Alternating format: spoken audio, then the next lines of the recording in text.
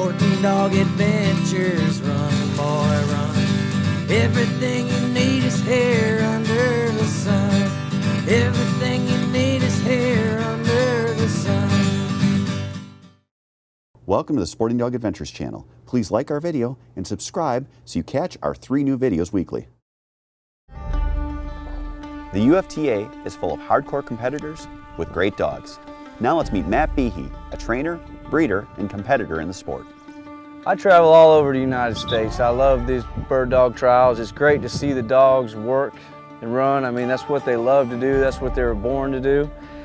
If I carry 5 dogs at every trial, there's 1 or 2 that stands out at every one. You know, it's not always the same one, but different conditions, different places. We've always got 1 or 2 that stands out at the trial.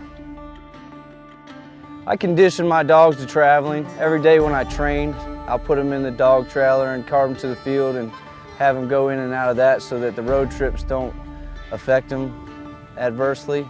A lot of times if you take young dogs, you know, it's really hard on them all the traveling, but if you condition them to the trailer where they're comfortable in there and they don't get stressed out, then they do a lot better when they're on the road. Pretty good for a 10-month-old puppy, ain't it? Running flushers in UFTA is, there's probably a lot of arguments about it, but I'd say it's definitely the hardest event there is, in that you've got to keep your dog in gun range. And gun range for different people is obviously different ranges, but with a flushing dog, you've got really tricky shots, whereas a pointing dog, you know the bird's there, you walk up, you kick it up and you shoot it. With flushing dogs, that bird can pop in the air at any given time.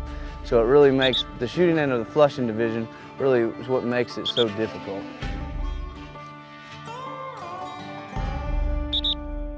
As you can imagine, traveling all over the country in these competitions can take a lot out of the dogs. Whether pointer or flusher, these competitors know how to get the most out of their canine athletes by the food they feed them. Nutrition has to be the most important thing. The stamina that they have to have is immense. I mean, I'm in awe of what these dogs put themselves through. Between their weight, their conditioning, and stamina, the food is ultimately the most important thing.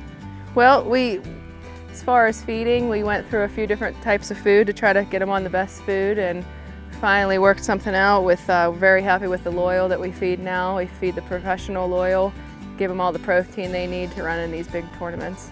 We definitely need to keep the weight on the dogs, keeps them in shape, and definitely notice a big difference with that. I feed loyal dog food. I feed the active formula.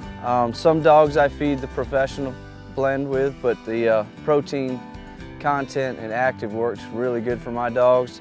I run them hard. I run them at a plantation with a lot of briars, and the recovery time and the healing time seems to speed up exponentially since I've been feeding loyal. If they're not on good feed, it doesn't have good protein content, they just don't recover as quick. Coming up on Sporting Dog Adventures, we wrap things up at the UFTA Nationals and the Doublehead Resort. We like you, so like us on Facebook and then follow us on Twitter. You'll have a chance to win some great prizes from our sponsors. You can even get a chance to win a puppy from Soggy Acres Retrievers. Right, buddy?